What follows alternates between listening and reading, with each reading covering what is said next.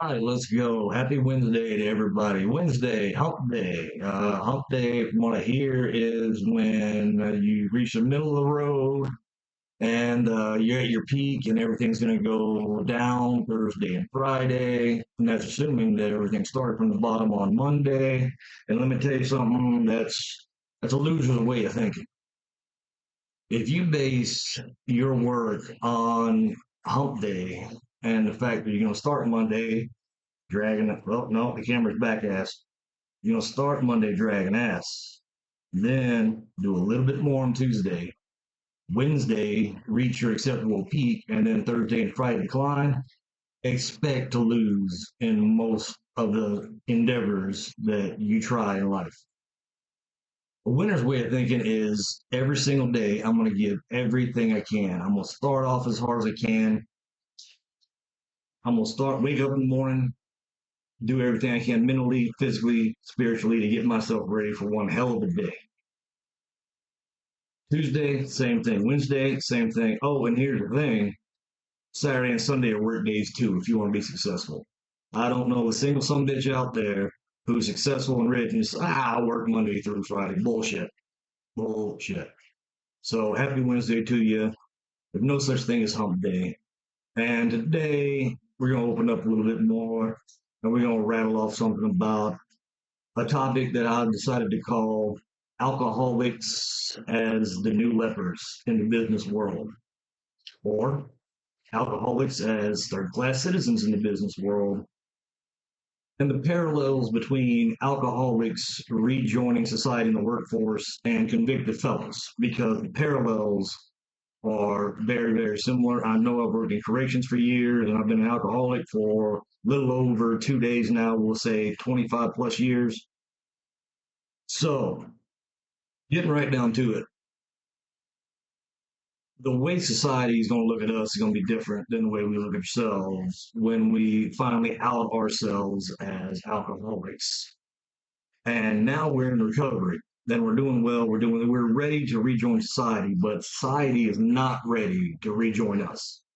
Bottom line, when you go back out there after recovery, especially if you've had a history of job loss, a history of having jobs for small amounts of time, jumping from job to job to job, because let's face it, you got fired from the other jobs. And one thing I want to point out at the beginning of this is that alcoholism, drug addiction, is classified as a disability, which it is. It's a disease. It's progressive. It's to a certain extent, especially when you're finally figuring out how serious alcoholism is, a good portion of that's out of control. An alcoholic like myself can't just go and get a few drinks, not get medication, not get therapy, not get the help that they need in the same way that someone with any other ailment. But you get hospitalized for both. You get charged by a hospital for both. However, society doesn't see it that way. There's two models. There's more than that, but we're going to uncover two today. There's the alcoholism as a disease model, and there's the alcoholism as a moral deficiency model. You look at alcoholism as a disease, it's progressive. If you don't get education and you don't try hard, a lot of it's out of your control. You're going to keep on drinking. You're going to keep getting sick, and it's fatal. Like a lot of other diseases, it's fatal.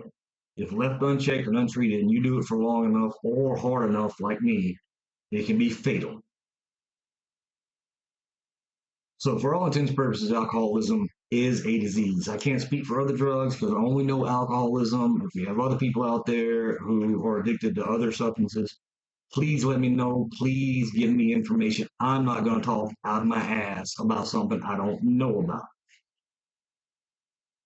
Then there's the morals failure, moral regression, the moral decline view, where it's a choice. Alcoholism is a choice.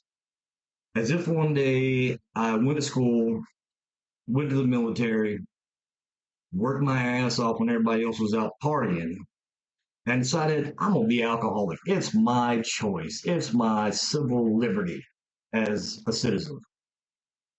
It's my choice to wake up hungover, damn near incapable, worried about the drive to work because I'm still fucked up from the night before, dodging cops, get to work. The whole goal is to make it to lunch, get in my car, take a nap, come back, see if I can get through the rest of the day. It's my choice to lose all my friends. It's my choice for my family members to say, look, there's nothing else we can do. You're dragging us down. We got to cut bait. It's my choice to lose all my money. It's my choice to lose my job. It's my choice to deal with the depression, to deal with the psychological effects, to deal with my own self-medication of my other issues. It's I to hell with society. This is my choice, and I'm proud of my choice. Bullshit. Can you say it with me? That's about some bullshit. Now, when you look at these two models, if I could, well, let's look at it this way. If my alcoholism was a choice, then I could stop. That's a whole definition of a choice, right? You got several options and you pick one. I'm in recovery. I was an alcoholic. I'm in recovery. My choices are go back to full blown alcoholism or stay in recovery. And this is where a lot of the tie ins with a convicted felon come into play because I've worked with inmates in reentry and it's a tough road. You know, you did something, you did several things possibly, and you paid your debt to society and you're ready to come back. And for a good majority of felons, society doesn't want you back. They say, nope, you have made a moral decision.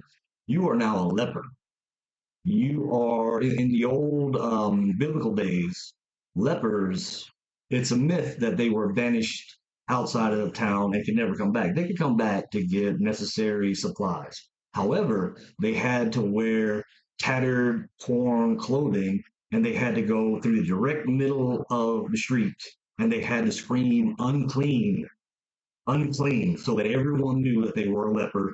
Stay away.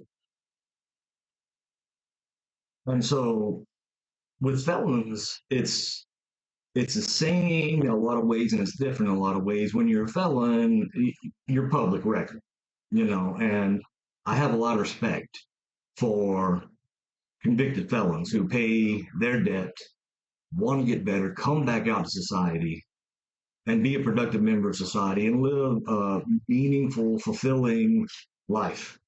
And a lot of these people come back, they do a lot of great things for a society that hates their guts. But a lot of them make it, and a lot of them don't. Because let's look at this for a second from the view of a convicted felon. Let's say that I was a drug dealer. I dealt drugs, I made a lot of money, committed a lot of crimes, got caught, went to prison, did my time, fought all the influences and all the temptations to come back out and do the same thing. And I come back out, I got possibly a degree. I've changed my life. I've changed the mental, the physical, the spiritual, the vocational. I've changed all these things. And I was making $3,000 a day, living a life. I had everything I could possibly want. I come out to society. Society says, "Hey, guess what?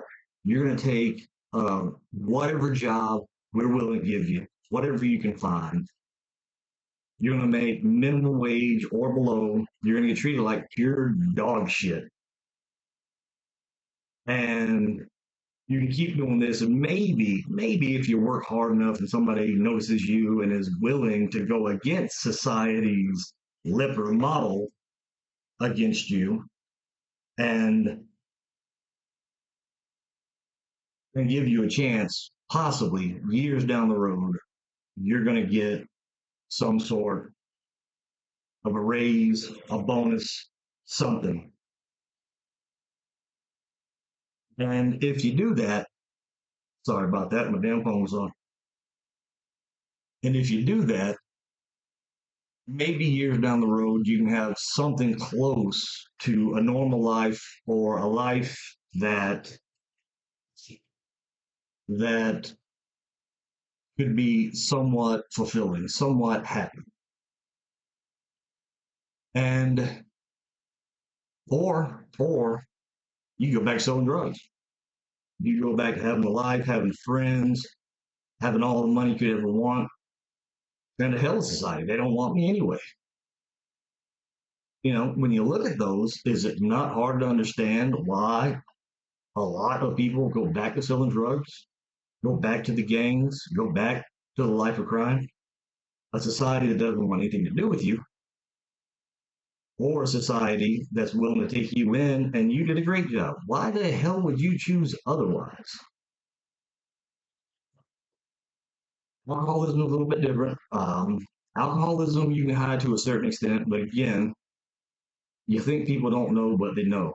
You take any HR manager who's worked a paycheck and they see a long list of job gaps, short stays at jobs, uh, then no employment for a long time, especially when it's a month here, a month there that you're out of commission. It's not hard to figure out, hey, that guy was in rehab.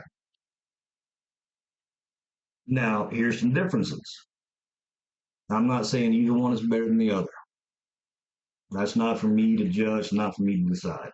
I'm not a convicted felon. I have been to jail, but alcoholism, there is no reentry program. For those of you who don't know, reentry is a program in jails and prisons where you've been incarcerated, you've been indoctrinized to that way of life, and now you're going back into a brand new society, possibly one that you've never ever dealt with.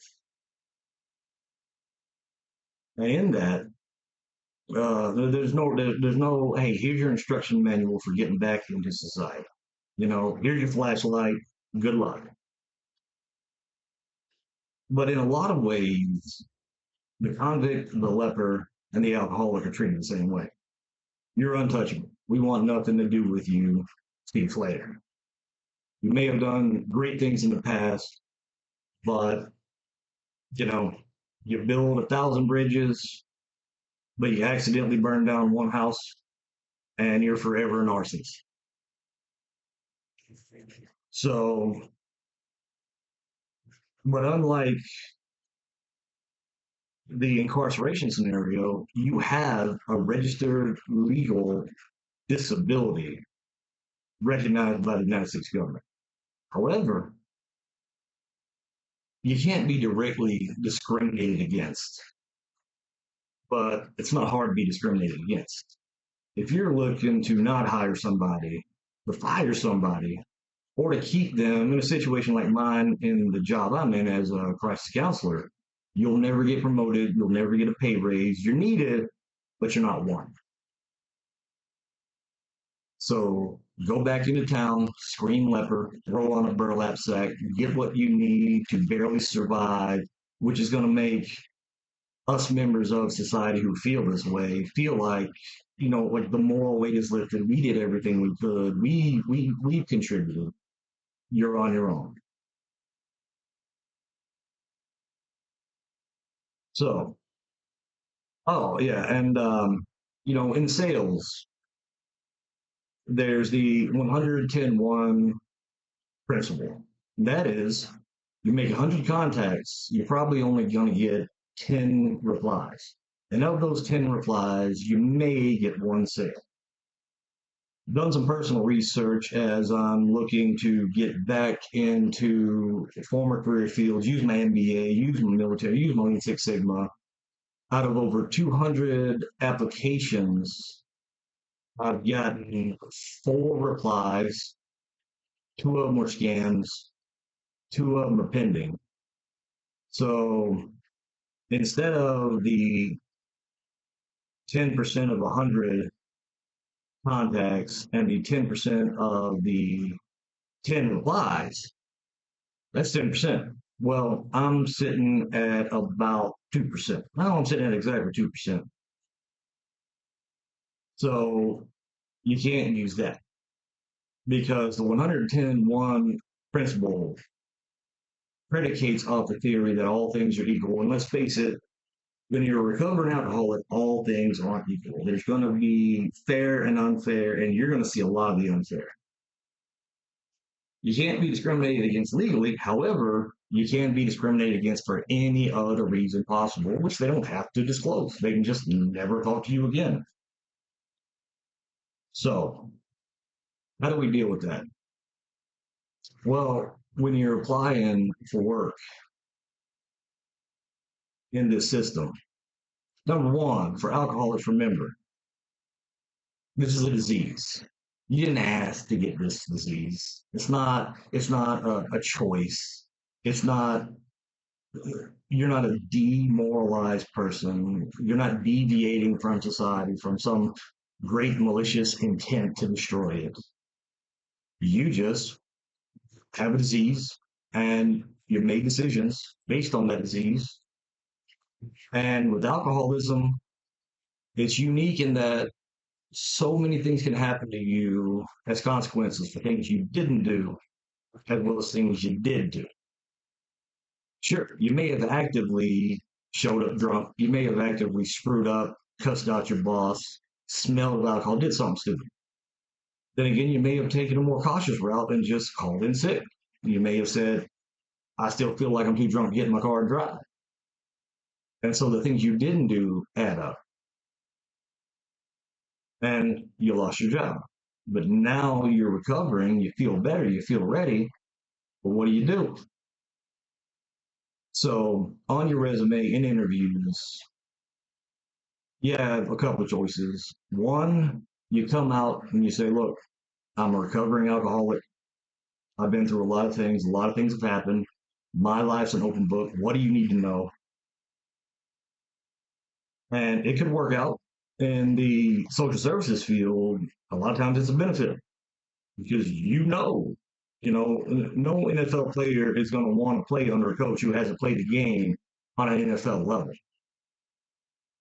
And a lot of people in social services, clients, addicted clients, are not going to trust somebody who hasn't been in jail, who hasn't been on the streets, who hasn't walked 3 miles with whatever change they can find on the couches just to get a pint of liquor.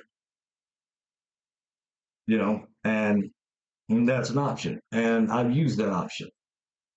Okay.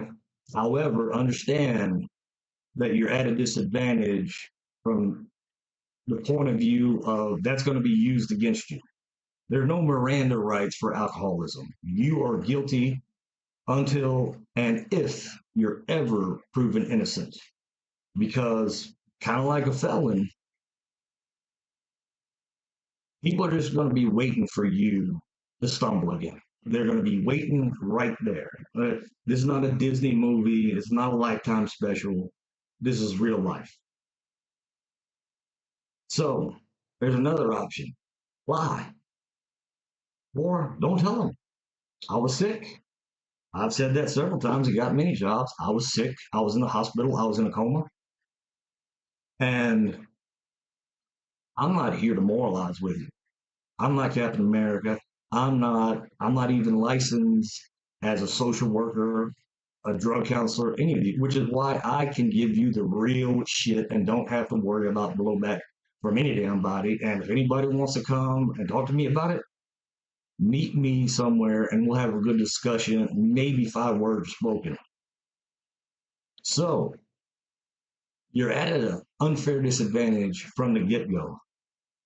The odds are against you. Bring the odds in your favor. You don't have to tell them I was an alcoholic.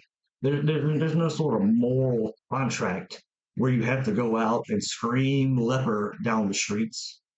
Nobody else is going to get infected with fucking alcoholism by being near you. Nobody else's principles and beliefs are going to be compromised because of you and your past, which is past. Passed. It has passed. Society's not going to see it that way. Employers not going to see it that way. And to a certain extent, I can understand. You've proven instability. You've proven that you're not dependable over and over again. So if you got to get in and cover up what's happened in your private, personal life business, do it. You're in recovery. You know, it's not like you're going to come out and just one day start drinking hardcore again, destroy the company. No, you need a chance. You need a chance any way you can get it. Getting a minimum wage starter job, stopgap job, springboard job, sure, go ahead and do it. But don't allow society to make you feel obligated to serve more time. Alcoholics like me, we've served our time. I've lost all my friends. I've lost so many good jobs. I've lost opportunities, family, cars, houses, everything over and over again. I've done my time. And you want to give me more time? Hmm. And there's another option I'd like to cover, and that is what a lot of former, or I'd say recovering alcoholics, recovering addicts, and people who have been convicted felons, but who want to change and create a better life for themselves, start your own business. You can drive for Grubhub. You can start something like what I'm doing right now, start a podcast. You can start your own independent business any way you want to do it. A lot of convicted felons have become millionaires because they started their own business because nobody would hire them. If you start your own business, what are you going to do? Fire yourself? No, I kind of like him. He's kind of pretty. His bald headed shines and makes the room brighter so we can use high efficiency light bulbs and shit. But you do what's best for you. And understand that there are people with diseases out there, and there are lepers out there. And I'm not saying anybody is better than anybody. There's no caste system in my world.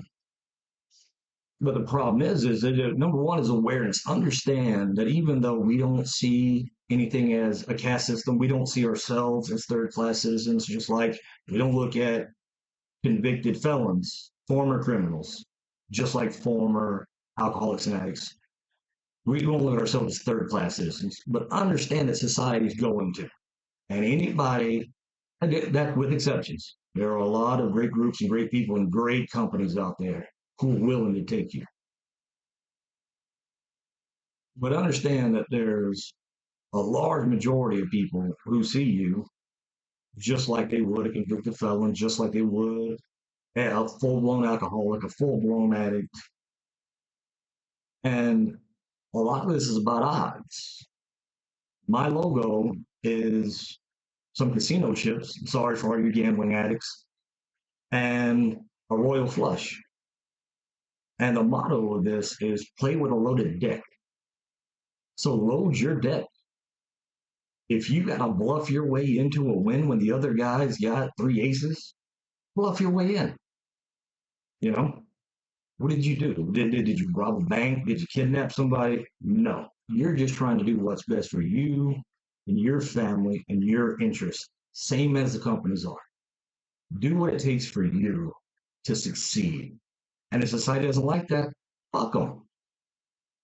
And if you have to go outside of society and start your own business, do it.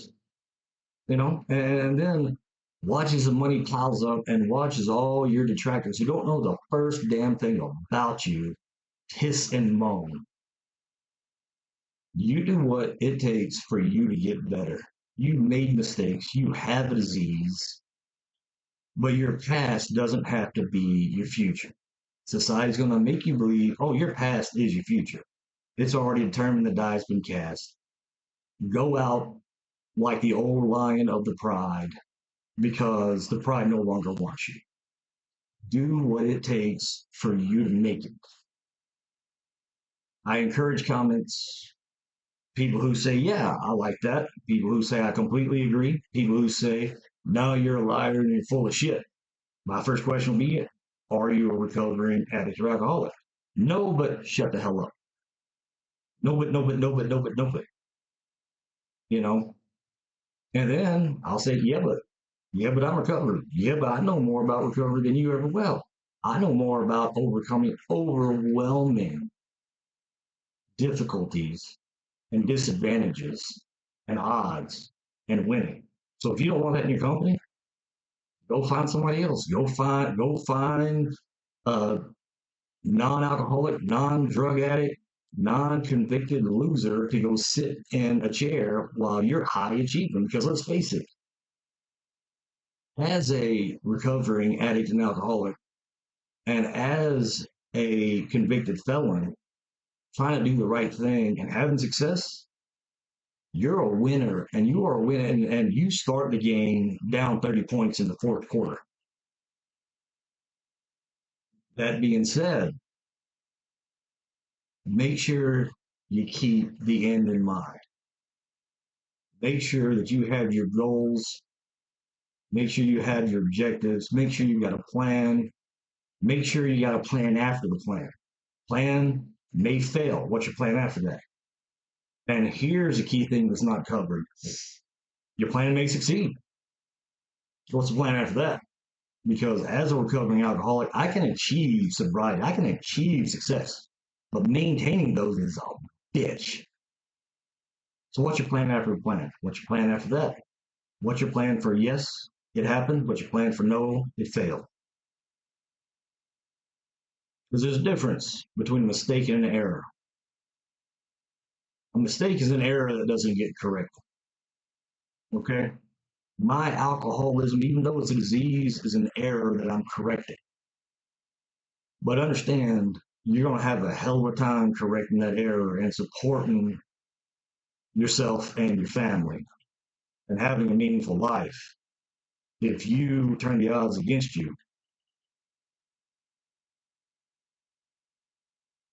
That being said, I hope this has been informational.